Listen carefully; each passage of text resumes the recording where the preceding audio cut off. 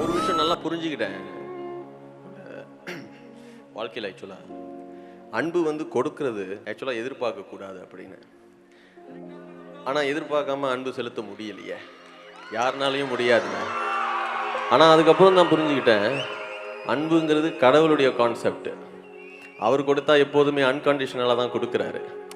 அவரோட கான்செப்ட் எடுத்து நாம் கொடுக்கும்போது அது கண்டிஷனலாக வந்துடுது இல்லையா? அப்போ நம்ம என்னடா இவ்வளோ கொடுக்குறோம், திருப்பி எதுவுமே வரமாட்டேங்குது அப்படிங்கிற ஒரு இதில் நம்ம ரொம்ப சோர்வாயிடுறோம். அப்புறம் சரி வாழ்க்கையை முடிச்சுக்கலாம் அப்படிலாம் தோணும். ஆனால் அன்பு செலுத்துறதுக்கு முன்னாடியே ஒரு விஷயம் மட்டும் நல்லா புரிஞ்சுக்கணும்.